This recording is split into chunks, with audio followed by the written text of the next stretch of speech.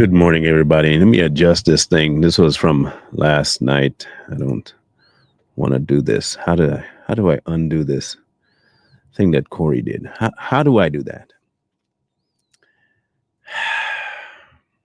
You know, technology. Let me see here. Nope, it's not that. It's not that. So let's see if I can figure this out. Give me a second. Um, how do I get the bubble gone?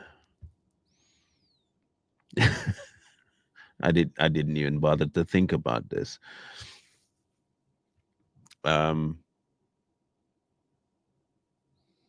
interesting. Interesting indeed. Um, I'm not a fan of the circle thing. I really am not. I'm not, guys. You got to give me a second. I didn't even bother to check this thing because it wasn't even in my head to think about it. Um, very, very, very interesting.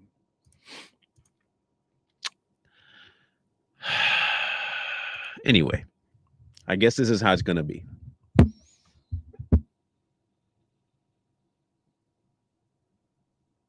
I really don't like it.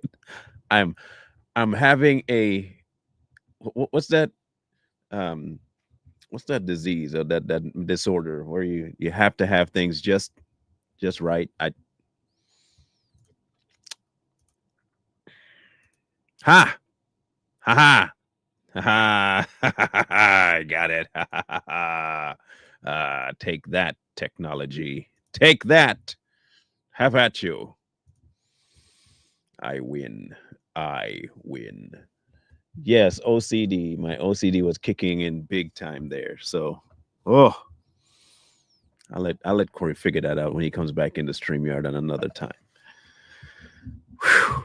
That was it's weird. I really had this instant urge to just not be in that bubble. Like it felt weird. Felt so weird. Like I nah. Anyway, what we have before us is an opportunity, people. Um, I wanted to address this particular thing because this particular lady is going. Well, she went viral, and she went viral for a very specific reason. And I'm not sure how many of you know about her aside from that. I don't know how many of you know this, but um, she had some other interesting comments too, and we'll go through all of that. Um, the statements that she has made before about things kind of give more background into who she really is. Um, so we're gonna cover a few things first. Um, Maybe so I can find this one here. Let me get this for you. I want you to hear it first because this was before the event that she spoke at. Um, and for those might be wondering why we're covering it, I will get to that in a second. I will get to why we're covering it in a second. Um, for me, anyway, it matters because she does have a public and a very public platform. And she was in a very public location speaking to people that can be easily swayed in some cases, and in a lot of cases, believe her.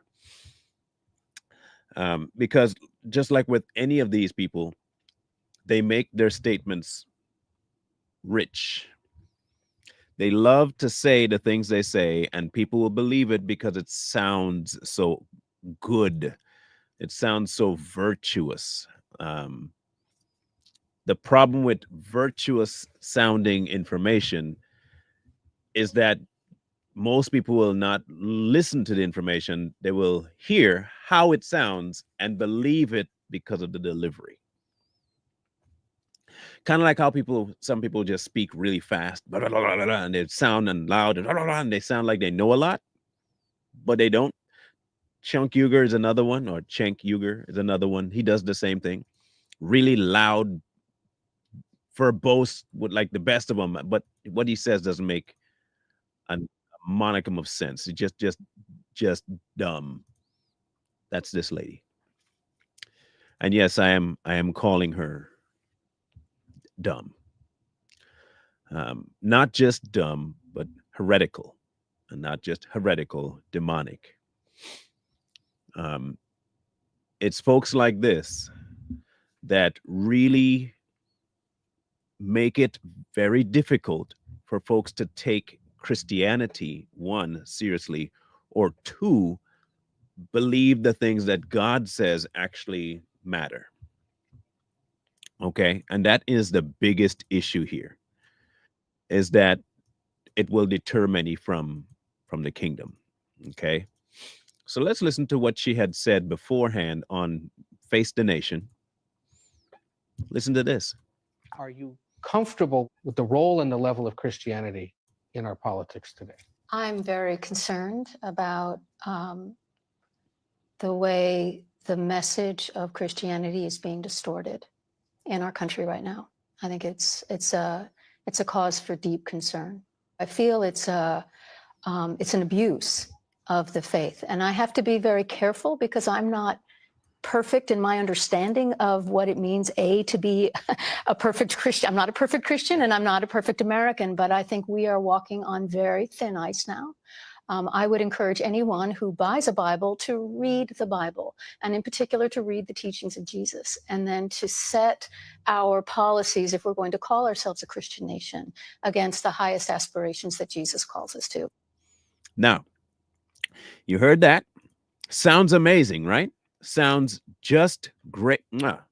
Read and listen to what Jesus says, and that's the best we can ask for. It is amazing. You just have to understand that if you buy a Bible, make sure you read it. Now, if you listen to that, you're thinking to yourself, of course, true, facts, love it, makes sense. Here's the actual question here, okay? Do you believe that's what she actually means? Do you really think that that is what she actually means? Because when you think about it, my question is this: do you believe that what she's asking you to do, she's doing?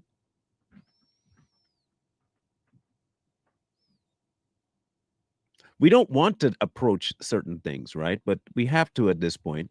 I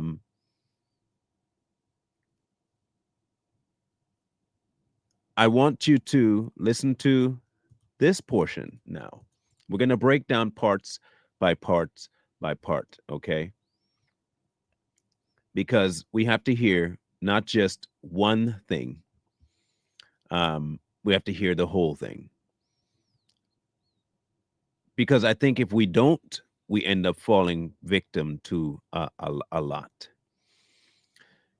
The church is at a crossroads, in my opinion.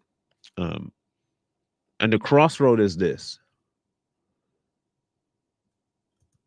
how does the church reconcile the message of Christ with society and their want to be something else? What I mean is that you have this group of people asking for inclusion, asking for being to be seen, asking to be heard, asking to be accepted. And then you have the church, who is supposed to be set apart, following God, and not allowing the things of the world to infiltrate. But at the same time, you have a group of people saying that the kingdom of heaven is inclusive and it brings all to the table. So how do you reconcile the call that these leaders are asking about and the separation of the church from the world? The conversation now has to go to whether or not we are comfortable living as the church and accepting the world. It's not a matter of whether when we want to hear them, if what they say matters. That's not the point. Is the life you're living contrary to the call of the church or not? That's the true question here. Is the life you're living contrary to the call that God set out? Because if it is contrary, then it doesn't matter how much you want to be heard. It doesn't matter how much you want to be accepted. If it's not part of what God wants, then we can't be hearing you. Sorry, we can't. There is no border there to be crossed because there should be a wall. No pun intended.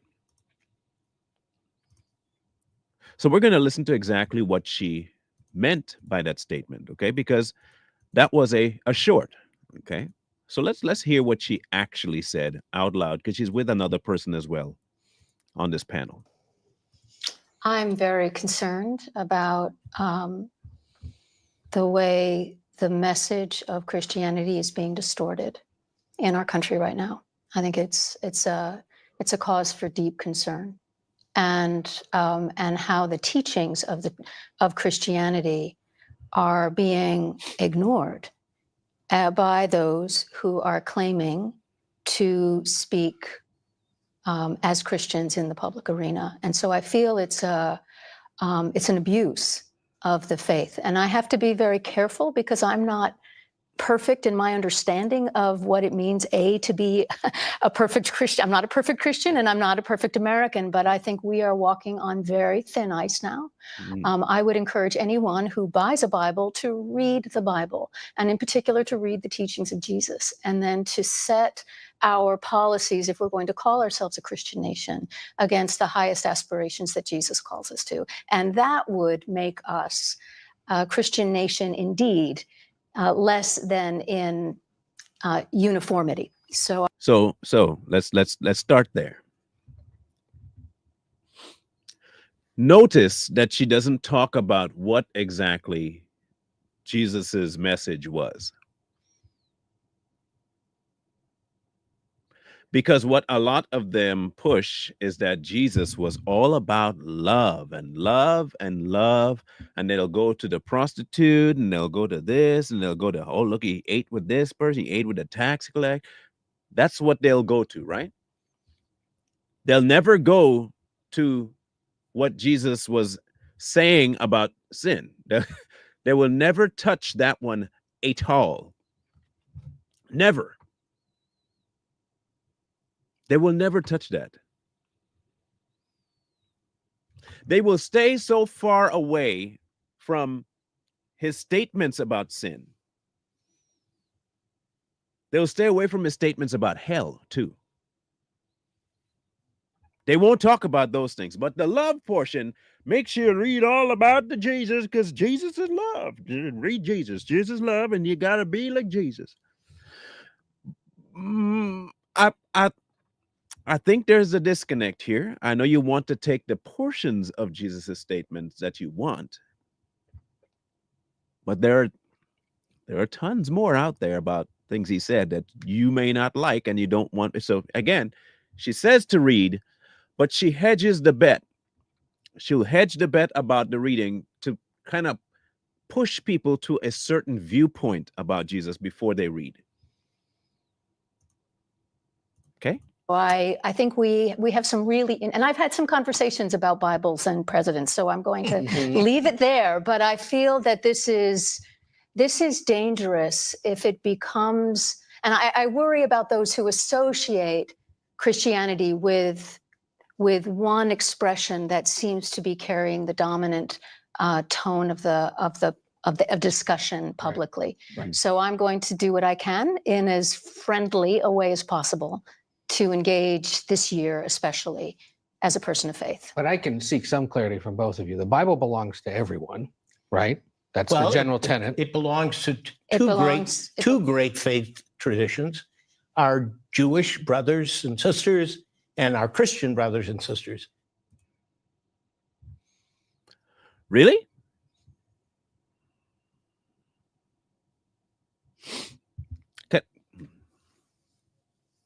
Can I ask a simple question here? I mean, I might be the dummy. I might be the dummy here. Where did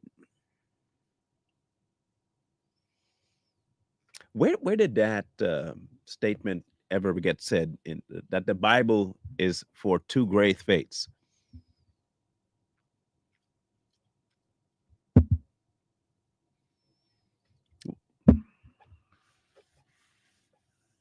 I'm trying to figure out how they got to that point.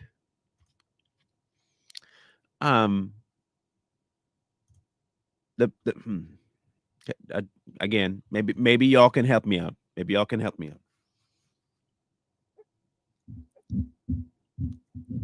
The Bible is the word of God. So it belongs to him, and we read his word. The word has as much power as you allow it to have in your life.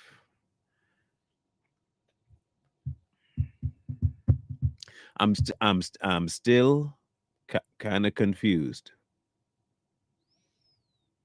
I'm honestly confused about this one.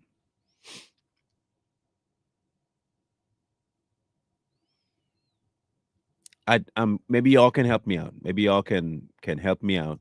Really help me out here, because I'm struggling. I really am struggling to figure this where they are with this out and where they might be going with it.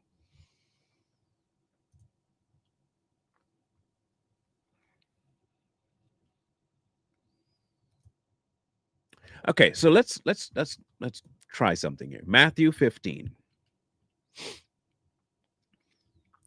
Matthew 15. Let's go to Matthew 15 real quick, and then we'll come back to her in a second. Okay, so Matthew 15, and we'll read what Jesus says. Remember, she said, listen to Jesus. Okay. 13. But he answered and said, every plant which my heavenly Father has not planted will be uprooted. Let them alone. They are blind leaders of the blind. And if the blind leads the blind, both will fall into a ditch. Sounds like her. Anyway, then Peter answered and said to him, explain this parable to us. And Jesus said, are you also still without understanding? Do you not understand that whatever enters the mouth goes into the stomach and is eliminated? But those things which proceed out of the mouth come from the heart, and they defile a man. For out of the heart proceeds evil thoughts, murders, adulteries, fornications, thefts, false witness, blasphemies, and these are the things that defile a man. But to eat with unwashed hands does not defile a man. So let me ask a question. If I were to take Jesus's words just on the surface, what would I equate his statements on sin to be? Does that sound like it's an inclusion statement?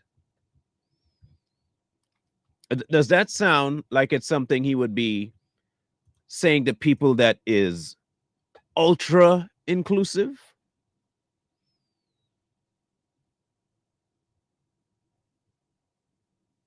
Maybe I'm wrong, but it doesn't sound like it's a positive thing for the people that she is more than likely pushing.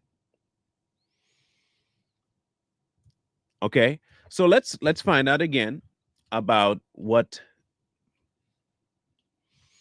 the book says about certain things. Okay, so let's go to Revelations now. All right, so in Revelation chapter 22, I believe is where this is, 21. It says in verse 22, but I saw no temple in it, for the Lord God Almighty and the Lamb are its temple. The city had no need of the sun or the moon to shine in it, for the glory of God illuminated it. The Lamb is its light. And the nations of those who were saved shall walk in its light, and the kings of the earth bring their glory and honor to it.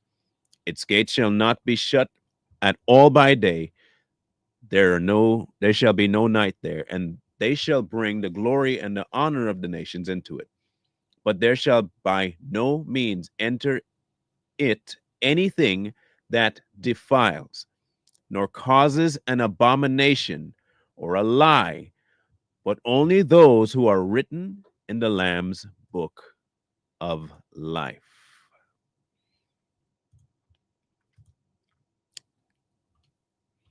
Now, my question is this: what is the view of homosexuality and that like in the Bible?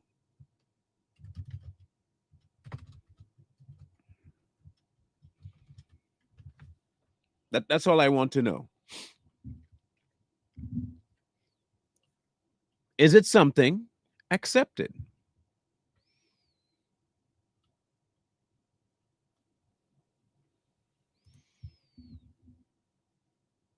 I just want to know.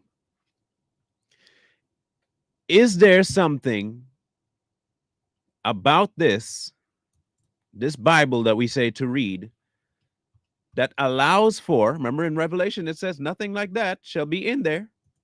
So my question is it allowed?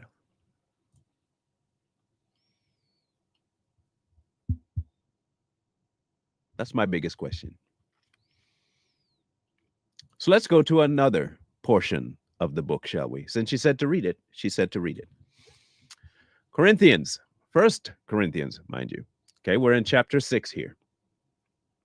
Okay, let's go to, let's start at 7. Now, therefore, it is already an utter failure for you that you go to law against one another. Why do you not rather accept wrong? Why do you not rather let yourselves be cheated? No, you yourselves do wrong and cheat, and you do these things to your brethren. Do you not know that the unrighteous will not inherit the kingdom of God? Do not be deceived. Neither fornicators, adulterers, homosexuals, or sodomites, nor thieves, and covetous, drunkards, revilers, extortioners will inherit the kingdom of God. And such were some of you. But you were washed, but you were sanctified, but you were justified in the name of the Lord Jesus and the Spirit of our God.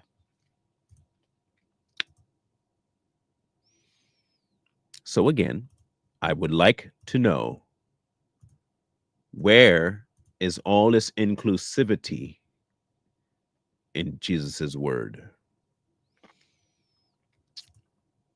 Anyway, continue. But the sacred writings of the Islamic world and of the Sikhs, they too have holy rights. They do? I want you to understand what just took place there. Remember, the question was about the Bible. Now,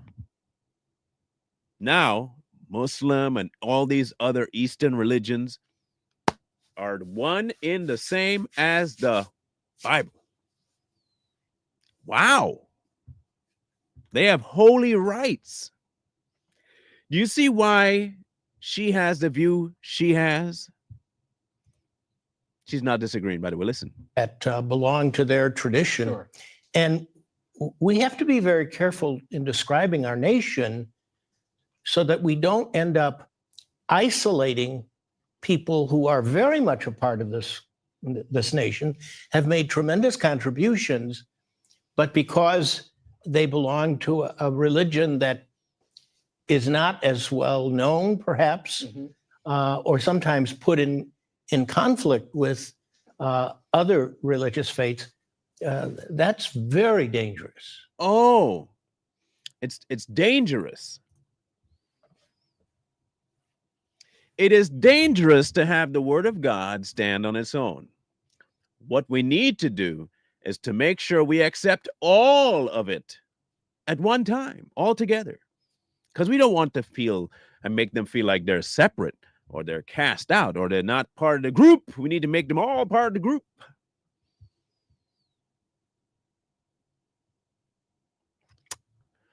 Yeah. In a democracy, faith serves the common good. I'm going to say it. I'm going to say it. I'm going to say it. I'm going to say it. I don't care who gets mad at this one. I'm going to say it. We are not called to worship faith. We are not called to worship faith.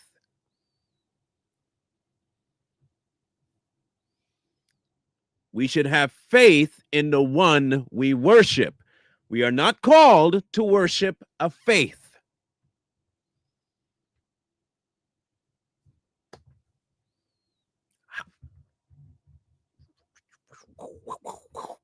Bang. Okay. All right. I just want people to understand that. In a democracy, faith serves the common good. Full stop. If it serves the common good, it belongs in the public arena. If it doesn't belong there. But is the Bible meant to be sold for profit? No. No. And is it meant to appear with the text of the Bill and Rights and No. Constitution? And how do you know that? Here's my question. Of all people that should have an entire seat and sit their behinds down and shut the entire way up, it's Catholics. If anyone should not be saying a diddly squat about the Bible, it's Catholics. Y'all are the ones that should completely shut up about what is and isn't allowed to be in this Bible. I just want y'all to understand, you need to shut up.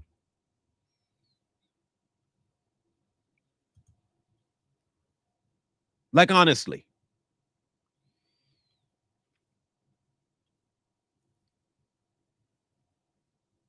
You're the last ones that should say anything. In your so-called Bible, you have things like the rosary. Where do you find that in the word? You add so much stuff to this thing you call the Bible. Where do you get to tell other people anything?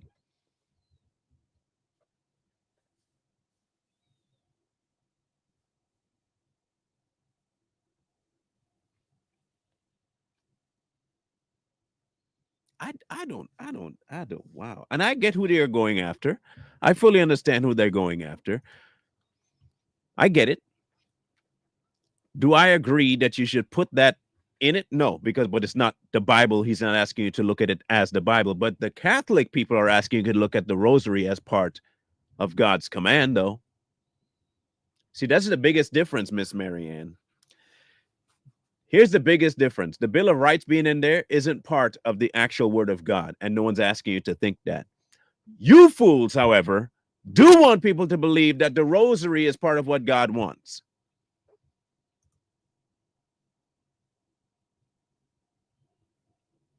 I want you to tell me where, just where, in the Bible you find the rosary. I want you to tell me, where is Mary worshipped in the Bible? Where? Where? Where are nuns? Where is the Pope? Where is any of that crap in the Bible? And that's what it is, by the way, crap. The Pope is a worthless man. The position is of worthless nonsense. It is pointless. It is anti-God. You do not need the Pope. The Pope is trash. The Pope is blasphemous. The Pope thinks he replaces Jesus as your intermediary. He's not. But you got all kinds of room to talk, right? So let's hear what she actually said. The part that went viral. Let's talk about it real quick and hear what she actually had to say. Let me make one final plea, Mr. President. Millions have put their trust in you. And as you told the nation yesterday, you have felt the providential hand of a loving God. In the name of our God, I ask you to have mercy upon the people in our country who are scared now. Can you tell me why they're scared? Can you tell me why they're scared?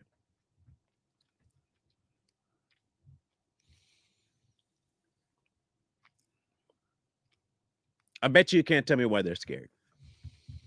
What you really want people to do is to accept the debauchery as normal and don't do anything about it. Allow men to do whatever they want to little girls and allow women to do whatever they want to little boys. You just run rampant, do whatever you want, accept everything. Don't stop anything. Don't put any laws in place. No, don't do that, President. Let everybody do as, you know who else said that? You know who else had the word of do as thou wilt? Who was that? There was a movement that has that title of do as thou wilt. Who was that? What was that? Do as thou wilt. Do as thou wilt. Y'all help me out. Who says that? Do as thou wilt. Do as thou wilt. Oh, that's right. Aleister Crowley.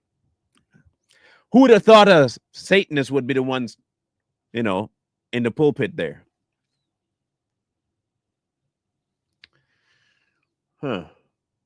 Just let them do what they want. Why are you stopping people from doing what they want to do? Love everybody. Do as thou wilt.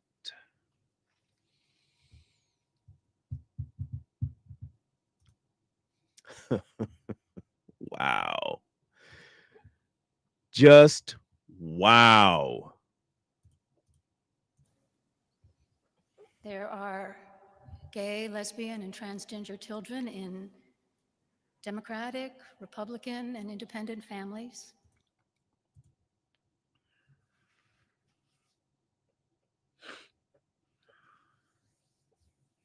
You see exactly where she went to straight away?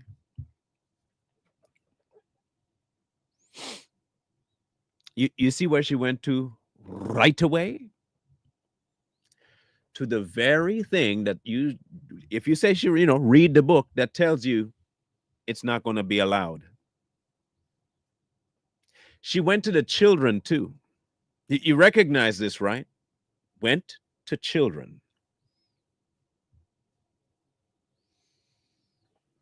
Huh. Okay.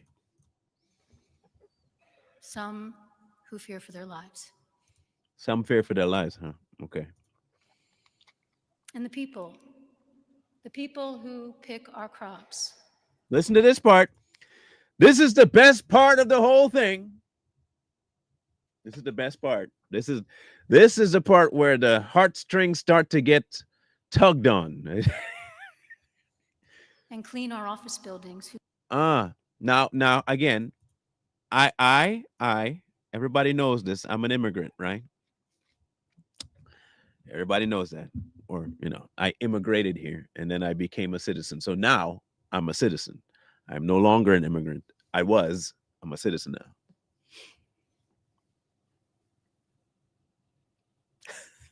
now. Woo-wee. So she covered the gay and the queer and all that, sexual stuff. And now she's going to talk about the people who come here via immigration or migration or illegal immigration. This is, I want you to listen to what she actually believes that they all come here to do. Hear it out. And clean our office buildings, who labor in poultry farms and meatpacking plants, who wash the dishes after we eat in restaurants and work the night shifts in hospitals. They may not be citizens or have the proper documentation, but the vast majority of immigrants are not criminals. But by definition, my lady, if you really are one, but by definition, if you do something to break a law, any law, if you break the law, a known law, you're criminal. It's a crime. Criminal crime.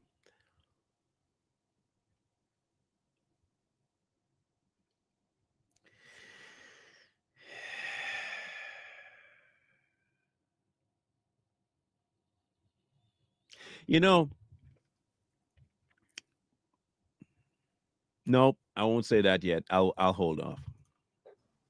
They pay taxes No, they don't. But go ahead. and are good neighbors. No, they're not. But go ahead.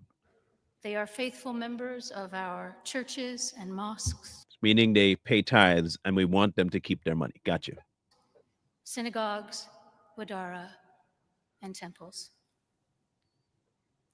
I ask you to have mercy, Mr. President, on those in our communities whose children fear that their parents will be taken away. They won't. They'll be sent with the parents. Anyway, I don't hear you chiming up, because you know the law breaking and all. What do you complain when people break the law and they get separated from their kids? I don't think I hear you about that. But I digress. I digress.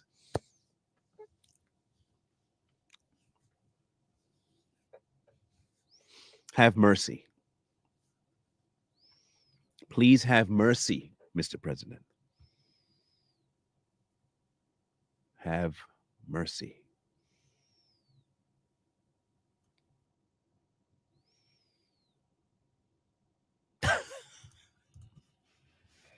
And that you help those who are fleeing war zones and persecution in their own lands.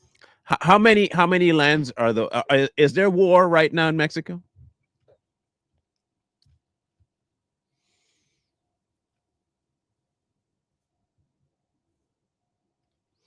We have a program here in Washington State. Well, specifically here in Wenatchee. There's a group of people that have taken in Ukrainian refugees, is what they call them. The crazy part is that the majority of the ones they welcome in, the program itself is not going well. Let's just me preface that. The program ain't going well. I'll tell you why. So this one lady, I move pianos, right? So we encountered a situation where this lady is supposedly fleeing. And we were supposed to move this piano out of this apartment. And when we went to this apartment, the place was in disarray. And the lady told us, well, we were trying to help this lady. She said she was fleeing from the war in Ukraine. But when she got here, the help that she wanted was all cash. She didn't want a house. She didn't want them to put her up, give her food. She didn't want none of that. She wanted money. They still gave her a place to stay, and they supplied her with money. They trashed the place, left, and still required more money while they moved to a different location.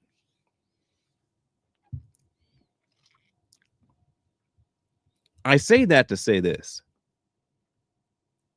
While the narrative in the air is that these people are here for help and we should help them all, I'm not saying you shouldn't help nobody. That's not what I'm saying.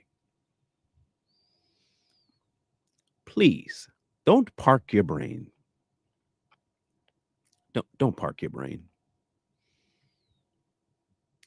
Do not park your brain. Because apparently this woman has. To find compassion and welcome here.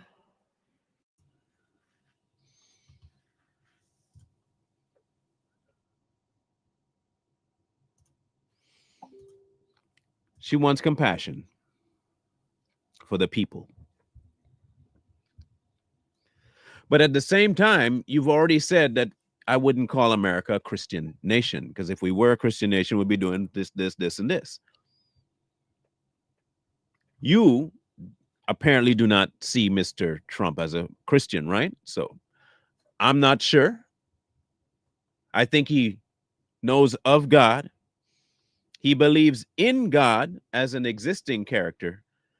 Whether he follows him in his real life, I haven't seen necessarily proof of that either. But what I can say is this: where his loyalties lie is in the United States. And whether it's a Christian nation or not, there are humanistic laws at play, and we need to have them followed. Did you notice that Jesus never went to try and change Caesar's mind? Did you notice that he always mentioned that my kingdom is not of this earth? Did you notice that he also said, render to Caesar's that which is Caesar, and to God which is God? You notice that he said that? You notice that he made a clear separation of who our loyalties and fealty lies to first, but you are living here, so that whether this is a Christian nation or a non-Christian nation, the laws of the nation applies.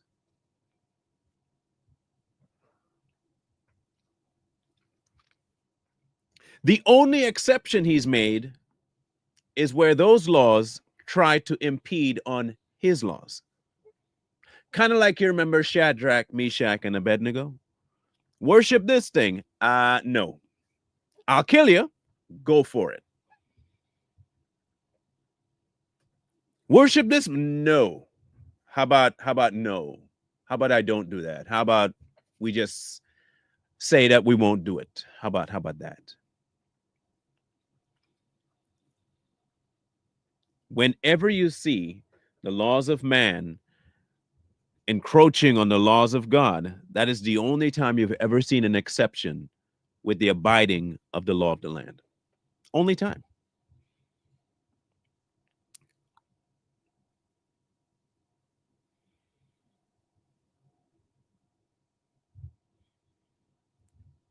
I just know this. The conflation that people place on the church and the state becomes very ridiculous, especially when the idea of the church is skewed.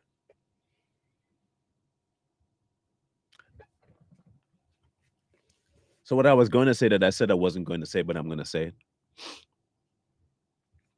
If you have a misrepresentation of Jesus and a misrepresentation of his law and a misrepresentation of who he is and a misrepresentation of what it means to be his, then you will have a misrepresentation given to people and they will never be able to follow him fully or correctly or at all.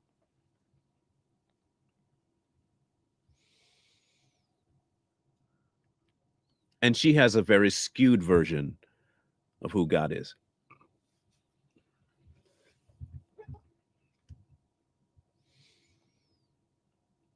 He's very, very skewed.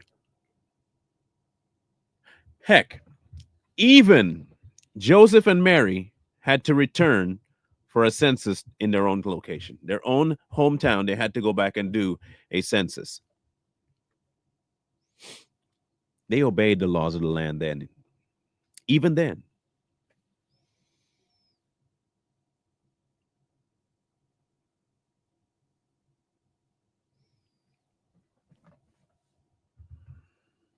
So for everyone saying that we should just have no laws about immigration, in the book that they say they follow, it says that there is such a thing. Otherwise, there would be no way for you to go and traverse from one place to another and have it completely different than that one.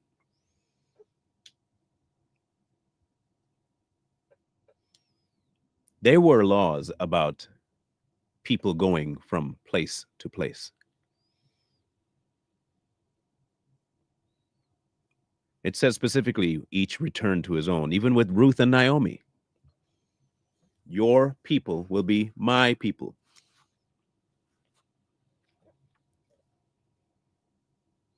There is a reason why there were regions.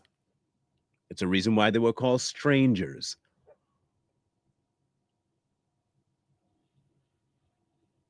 There's a reason why things were invaded.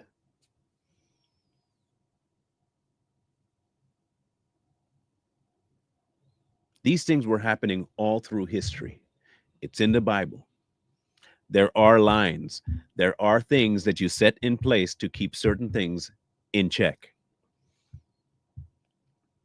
Our God is not a lawless God. While his laws may not be what man has made them out to be, a lot of man-made laws come from his laws, namely right and wrong.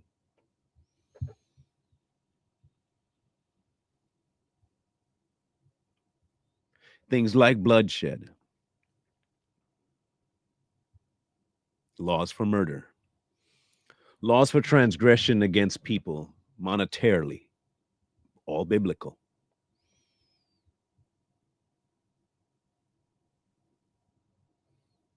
The idea of a king, the idea of a ruler, the idea of government, all God created.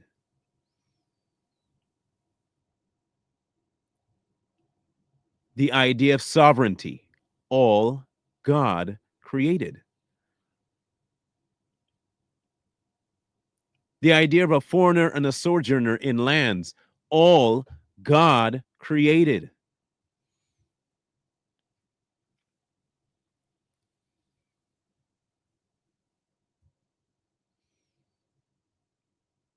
The fact of the matter is this: while the church accepts people, there are even limitations there. You cannot be a part of the church while participating in the things that keep you separated from God. It's not possible for you to be purposefully living a life that's antithetical to the kingdom and consider yourself a part of the kingdom. That would make you a stranger. You are not allowed in like that. Even in the kingdom, there are boundaries.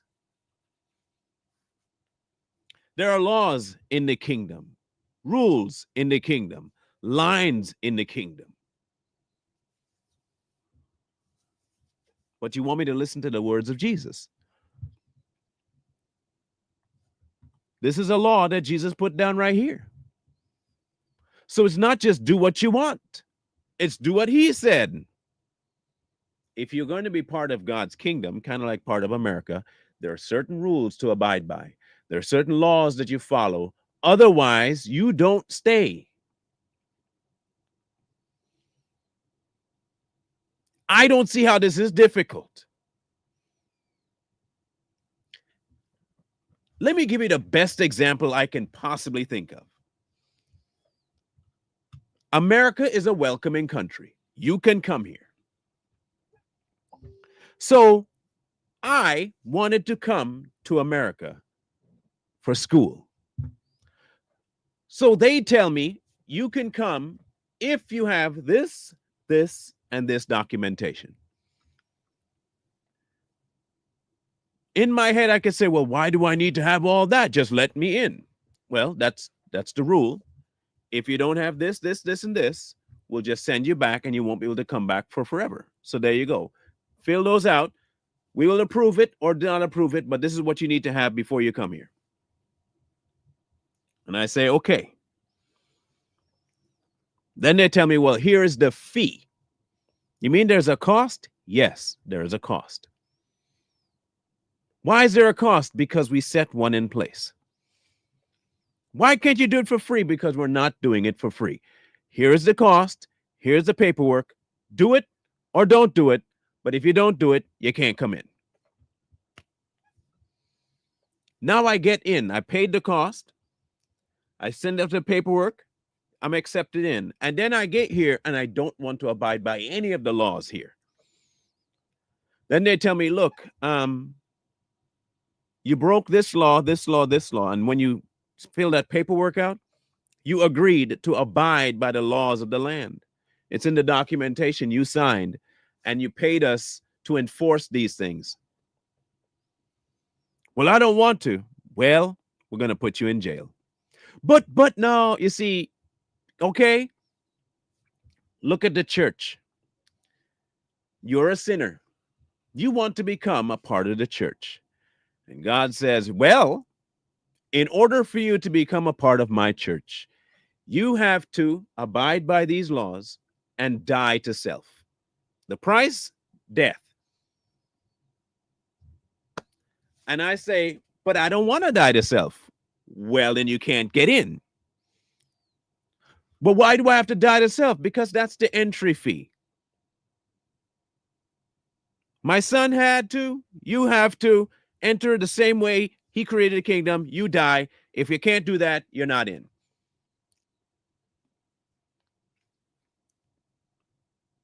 And then he tells me, oh, by the way, there are also regulations in this kingdom as well. There's certain things you cannot come in with. But no, kingdom, you're not allowed to have them, and you can't do these things while in there. All right. That's a tough order. Yes, it is. Yes, it is. Now, are you going to die to self? Well, I'll try. Now, are you going to die to self or not? And then you come and you walk up to the church and you decide, I'm just going to get in. I'm just going to go in. I'm not going to die to self. I'm just going to go in. Sound familiar, right? Just going to go in. I don't want to pay the price. I don't want to have to do all that. You're going to have to change the rules to fit me because I deserve to be here. You said it was an open thing. I deserve to be here. Then you want all the protections of the church. You want all the blessings from God. You want all the things. But you don't get it. And then you're like, but why don't I get? Well, you are here, at least in your mind, illegally. You shouldn't be. You're not part of the church, really. You might be going into the building. You might be talking to the pastor. You might be praying, but you ain't part of the kingdom. You can't get all the benefits of people who are in the kingdom. You can't get all the benefits of the people who are following me. You can't get those things. Those are reserved for the citizens of the kingdom.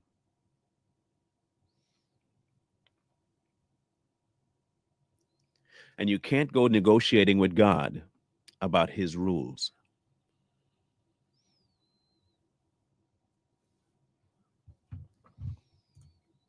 I need to know, if you bring kids who are minors and you put them in school, do they automatically become citizens here?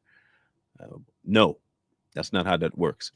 Child cannot pay nor take a test to become a citizen. What's the rule on that? Which is why the birthright citizen thing is something that he wants to end. You can indeed come, they call them anchor babies. You heard that term before. But no, just because you bring a child, the child is just as illegal as you. And there is no pathway as of yet to just move from illegal to legal.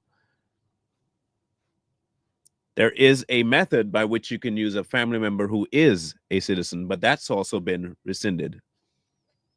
So there's no real way for you to bring a child here and bring the child illegally and it become a citizen. Now, if you came here, had the child here, as it stands right now, you can stay, the child would be a citizen, and through that child, you can become one yourself. And a lot of people used to do exactly that. They would have their child here to have American citizenship and then go back home, and they can traverse back and forth while keeping their citizenship in America and going home, or not have to get a passport and all that stuff, a visa, that is, and come back and forth. And at the end of their time, they can just file for citizenship through their child. That was their technique for a long time. That's trying to get rid of that. However, I think that can easily get out of hand as well. I'm not sure I'm 100% on board with getting rid of birthright citizenship, but I'm on board for relegating it to people who are decidingly wanting to be here. Like this: if you are illegal and you have a kid here, no birthright citizenship. Nope. If you are here legally, even if you're not a citizen, but you're here legally and you have a child, you can have birthright citizenship, because at least your parents were attempting to do things the right way. But you break across the border and you drop a kid here, no, sorry, not happening. You go back. Now you can re-enter the legal way and we'll process your paperwork. I think that's how it should be done. My biggest issue with people like her is that they want to be political with the church and use the clout that they think they have in the name of God. They want to use all that without even following him at all. Because the instant you tell me that kids are born gay and they're born trans and all that crap, it tells me you have zero regard for God's creation. It tells me that you believe that God creates sinful people like that, like he births people, crafts them to sin. That's what you're telling me, is that God crafts people to sin.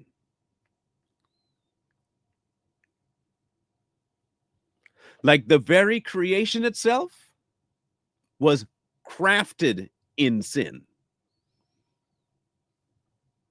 All of creation now is cursed because of sin, but we are not created that way. We're subject to it, but we're not created that way. Sin, in and of itself, is not, I say again, not the fault of God, not the creation of God. That's the fault of man. The punishment is a natural consequence for sinning. But the instant you tell me, oh, God made me this way, no, he didn't. No, he didn't. No, he didn't. He created you a blank canvas, and sin has right over the flesh right now. Because if you were crafted like that, he would never have said that homosexuality and the like are antithetical to his nature. All the love in the world ain't changing that. And I think us as Christians have to start standing up. And I don't care if they call you a bigot, they call you a homophobe, whatever term they call you, say, okay, bet, that's what I am. And if that be the case, I'm still saying what God say. That's a sin.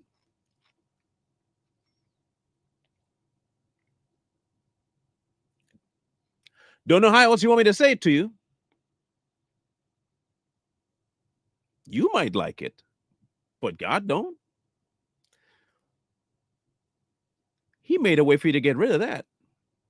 If it really was of his nature, salvation would not. Again, if this was part of his nature and accepted by him, salvation would not negate it. If all these sexual deviances were accepted by God and created and crafted and made by God, salvation wouldn't put that away.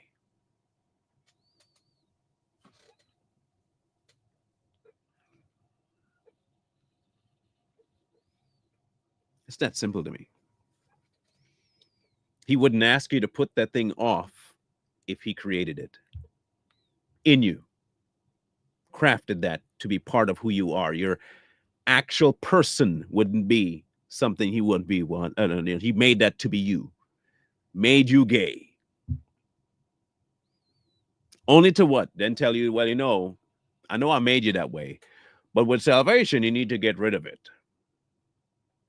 I know I made you a man, but what I really made you was a woman, so.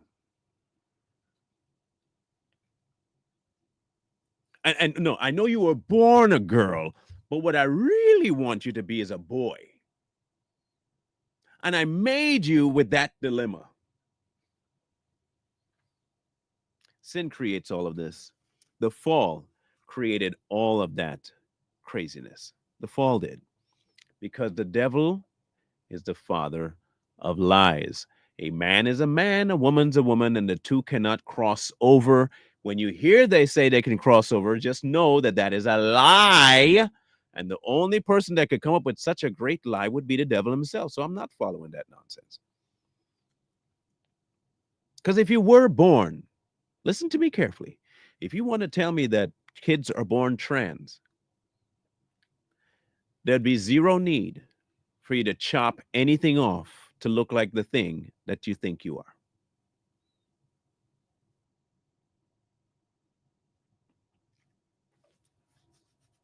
So you think I was born a boy, but I'm a girl. Then you can just live like one. You don't need to cut anything off, right?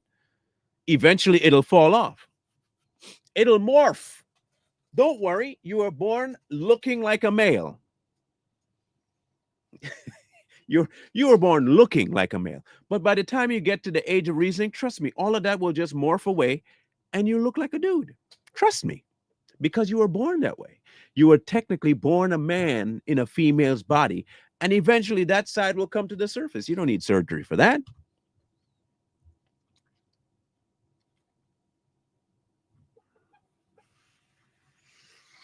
If you believe that, I got beachfront property in Idaho to sell you.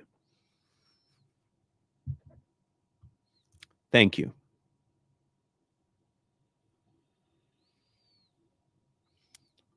He would not be a righteous God if he went against his own judgment.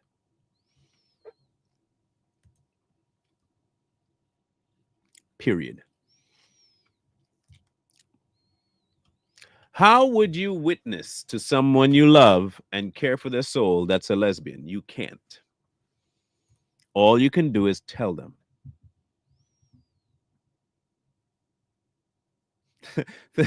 I'm going to bring this. I'll be right back with you, Brenda. Okay, but I want to bring this comment up more than we get born again.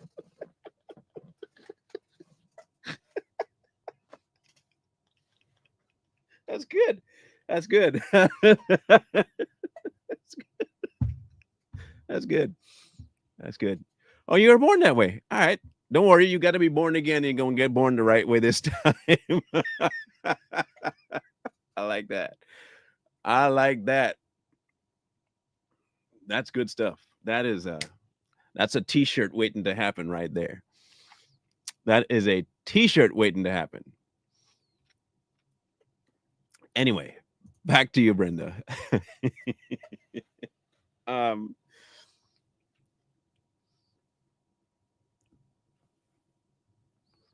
not saying not to love them, okay? But if you do love them, then you'd tell them that they're wrong. If you love them, you would tell them they're wrong. You'd be able to tell them, look, the life you're living is a complete and utter affront to the Creator. He offers you a life that is not confusing. He offers you a life that has nothing to do with the life you live now. But he cannot accept you while living in the one thing he told you you can't be living in. Now, if that's what she believes, then you leave her alone. You leave them alone. They have their own walk to do, their own decisions to make. They have to decide.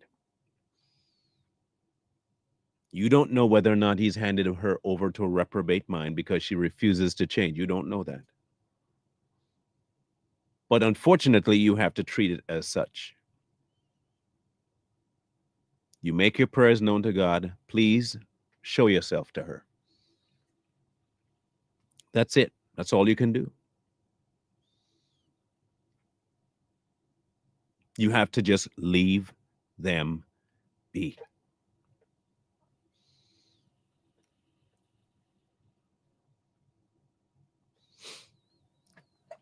The unfortunate thing is you can't change their mind. Only God can. And you don't know the timing by which he has to do that. Leave them alone. But you still love them. You do. You just never approve of their sin. And never let it be thought that you do approve of it by the showing of your affections. You, at every turn, you just understand, if they decide to one day think like, oh, now you accept me? No, I don't. I do not accept your lifestyle. Neither does God. But I do love you. I do. And if I didn't love you, I wouldn't call you out on the sin that you're doing now. But because I love you, I will. And because I also love you, I'll still fellowship with you on a certain plane. I'm not getting too deep involved in that. Because at the same time, I don't have a fellowship with darkness. As family, I love you. And I want to see you out of it. But I'm not going to go out of my way to fellowship with you while you purposefully do what you're doing. It's not going to happen. I have to put up that boundary. And it's not hate to put up that boundary. That's love to put up that boundary. Would you go hang out with a crack addict in their home and you see all the paraphernalia all over the place? I wouldn't. Now, I'd talk to you on the street.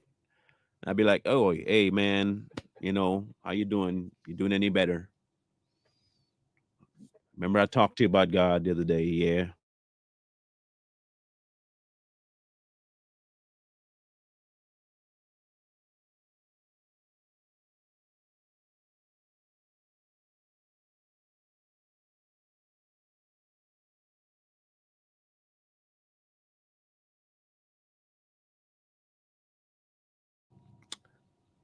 You have to make a decision, okay? And the decision has to be held. They know you love them. You've told them that. But I can't. Even when Jesus sat with tax collectors, he corrected them. When he went to the prostitute to protect her from people stoning her, I still know what you're doing, though, and I call you out on it. Woman at the well, I know what you're doing. You need to stop doing it. He never went to them and said, you know, you'd be great as a part of this, you know, group I'm having here with the disciples. How about you come along and hang out with us? Didn't do that. He did not do that. He didn't affirm their sin. He confronted them on their sin with love, but confronted them on their sin. What the current church wants to do is confront people that they think is opposed to sin, but love everybody in their sin and affirm the sin at the same time as not sin. Can't do that. Can't do that. Either it is or it isn't anti-God. It's that simple. We like to complicate it, but it ain't that complicated. I get that. And I understand. I fully understand. I fully understand. But I want to remind you of something, Brenda. I really want you to get this particular thing down and down well, okay? Listen to me carefully. And this is not my words, okay?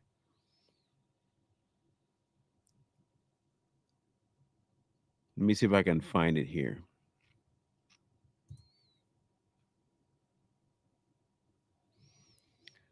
$14.26.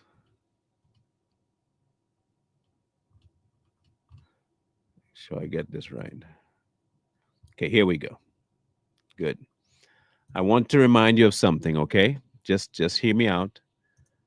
This is something I think we all need to be reminded of.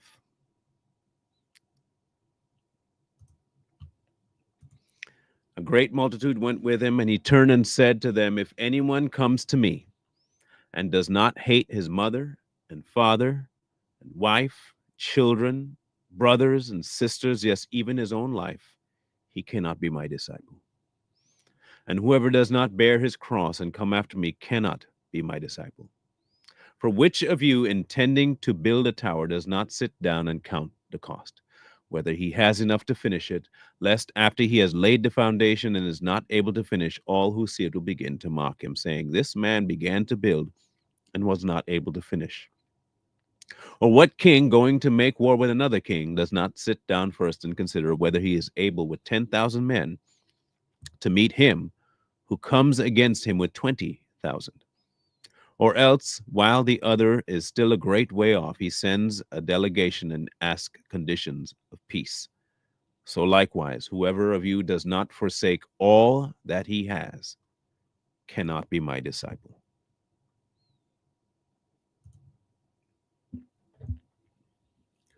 You have to create for yourself the knowledge of the hierarchy here. And the hierarchy doesn't change because we want it to. The hierarchy doesn't change because of our feelings. The hierarchy doesn't change because we want to have this person and that person. That's not how this works. The cost is that your following Christ will alienate you from people, whether that be on their end or your end. The alienation will happen because you have to make him central. If he's not central,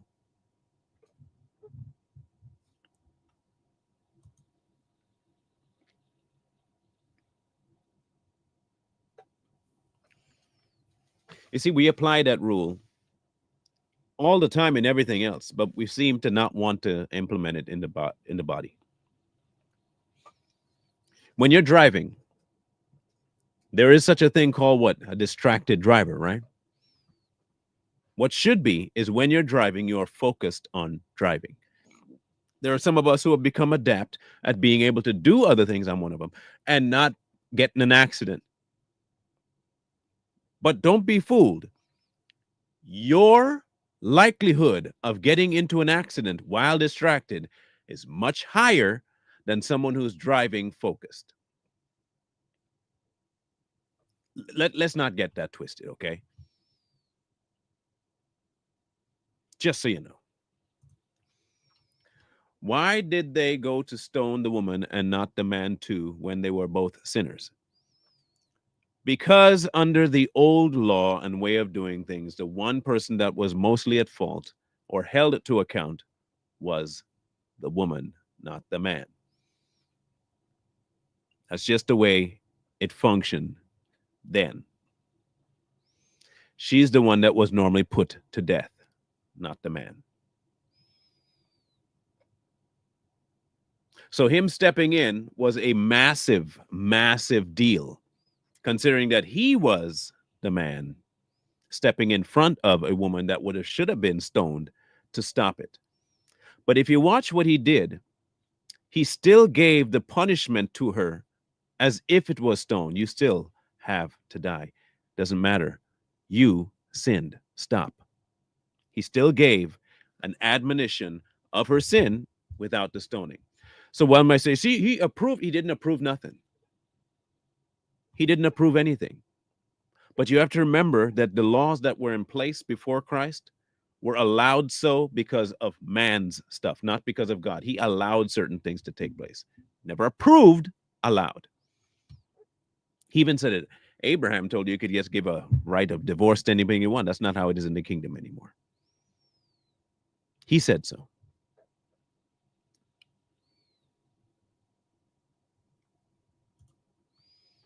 That's why. No, I don't think it's mistranslated. Nope, I don't think it's mistranslated at all. I don't.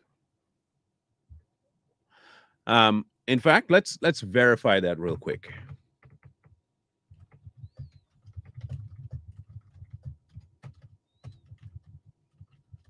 Let's find out real quick.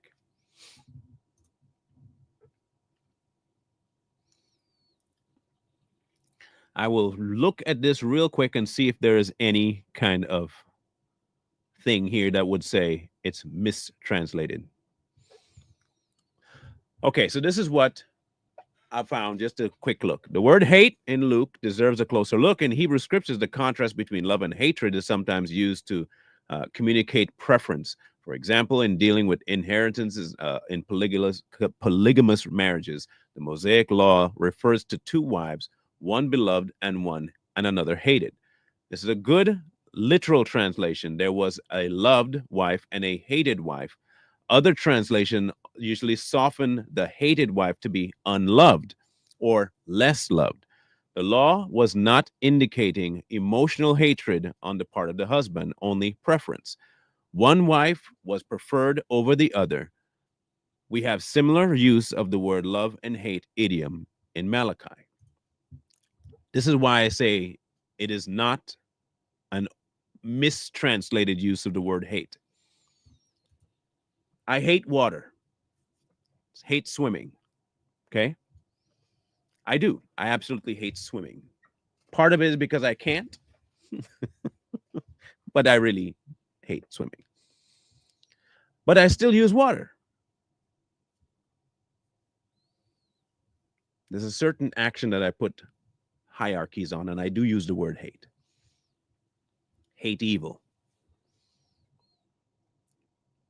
If you want to see the word as a dislike or don't put above, that's on you. I'm just saying, if I don't get to the level where I can say, nope, I separate fully and I want nothing to do with that person because they are keeping me from God, I will hate that to love God.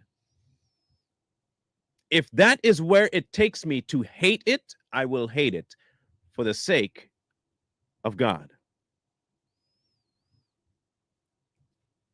If it is coming between the hierarchy level, you have to hate it. You have to.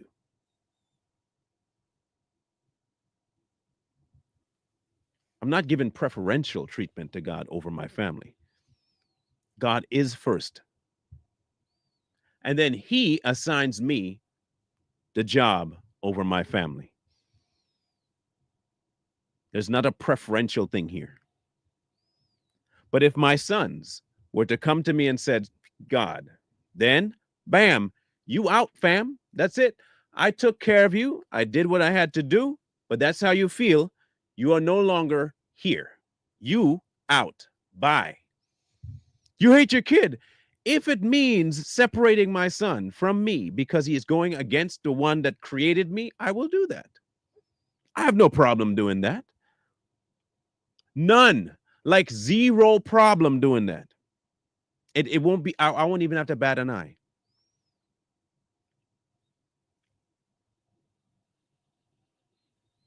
We have to get to that place where we are putting him number one. Okay. He's either all or he's nothing.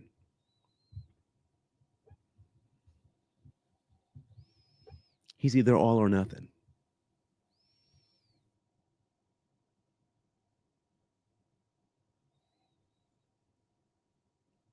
Are we there? That's a very tough place to get to for some, I understand. Because in today's society, we are told that we're supposed to just give everything for our families. But in reality, we're supposed to give everything for God.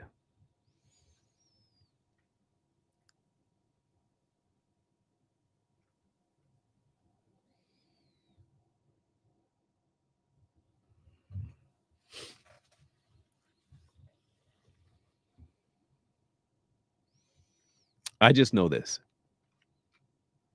This woman and many like her will use emotional statements and highly charged ideas to pull you away from the real, true God. And they will make it look as though he has something to do with all of this bigotry and xenophobic stuff and the homophobic this and the transphobic that.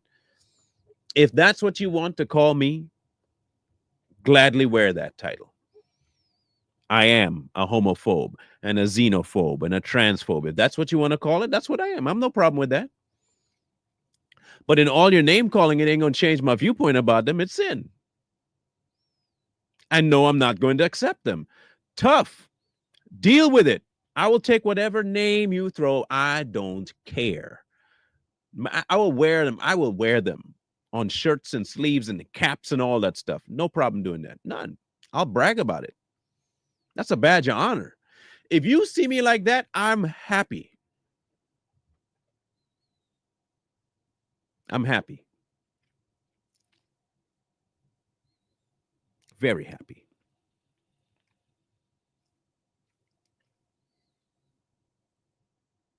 No problem with that. The job here that we have, if you say you're a believer, is only one fold. That's following, obeying God. It's pretty cut and dry. And anything that goes against and keeps you from doing that needs to go. You got to go. You got to go. You just got to go. You're out.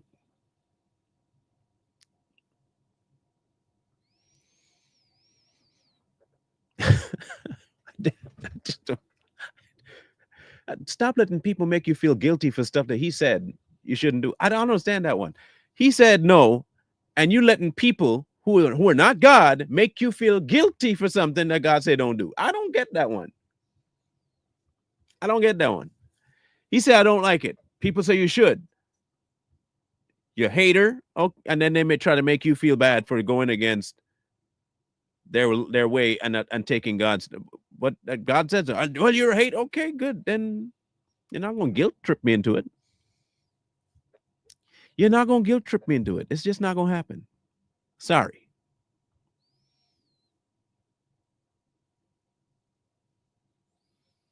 Okay, not going to happen. In any case, we'll be back into Matthew tomorrow. And we'll dive into that, see where that takes us. And then Friday, no, we're still in Matthew Friday. We're still in Matthew Friday. So tune into those next 2 days, will you? I really do appreciate you guys' time. Yeah, hey, if they call you holier than thou, then that you tell them this, then maybe you should pick up, up your game. If I am holier than thou, maybe you should up your game. Get a little more holy. I don't know. Try and get some holiness up in there. Try and beat me to the top if you don't mind. If you think I'm holier than thou. Because it ain't changing. My viewpoint ain't changing. Just not. Simple. So we'll talk tomorrow. Savage Patriots will be on today. Hopefully we'll catch you guys at a time. Okay. I totally forgot to do something today. We'll see if this works.